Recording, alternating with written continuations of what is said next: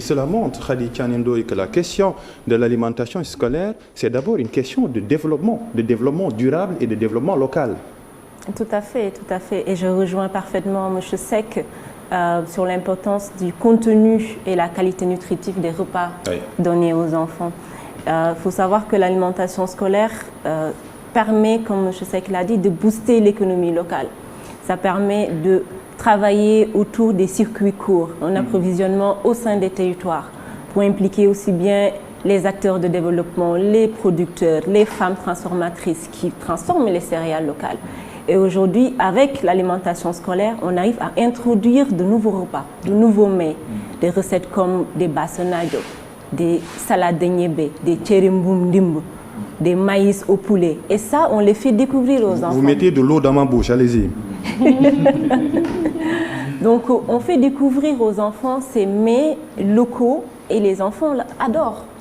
Donc, je pense que toutes ces questions-là, l'alimentation scolaire, on peut en parler pendant des heures parce que tout simplement, c'est un outil social et surtout, c'est un besoin des communautés. Les communautés ont besoin de l'alimentation scolaire aujourd'hui parce que nous, on a fait pas mal d'études dans le département de Rufisque. Il est arrivé qu'un enfant sur deux arrive à l'école sans prendre le petit déjeuner. Ou un enfant arrive avec 100 francs. Avec 100 francs, tu peux manger à l'école. Tu peux manger un repas chaud à l'école. L'expérience nous l'a montré. Dans le département de Rufisque, on a mis en place une cuisine centrale qui aujourd'hui polarise plus de 7 établissements. Dans cette cuisine centrale, on arrive à préparer 10 manas par jour tout au long de la semaine, 3 fois par semaine. Et avec seulement 25 200, un enfant arrive à manger 3 fois par semaine pendant une année. Donc ça nous remet la question du financement sur la table. Parce qu'il faut savoir qu'aujourd'hui, l'alimentation scolaire est financée à 80% par les partenaires techniques et financiers et 20% par l'État. Aujourd'hui, on félicite l'État du Sénégal qui a promis de mettre 1 milliard de francs CFA dans l'alimentation scolaire.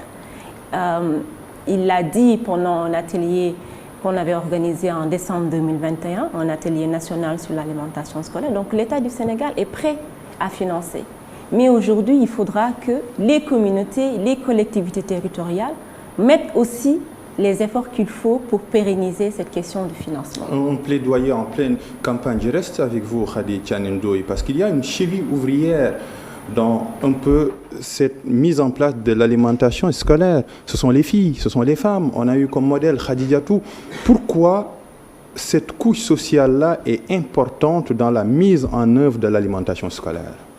Elle est importante parce que tout simplement l'alimentation scolaire permet aussi de réduire les charges domestiques, les charges mentales que les femmes, que les filles avaient dans les maisons. Parce que les enfants ne rentrent plus à la maison pour déjeuner et ce temps-là va être affecté aux autres activités sociales que ces femmes, que ces filles peuvent faire. Donc, ça permet aussi aux enfants, aux filles qui étaient obligées de quitter l'école pour des tâches ménagères, de rester à l'école et donc de réduire cette disparité qu'il y avait entre les filles et les garçons pour que les filles aussi puissent continuer leurs études.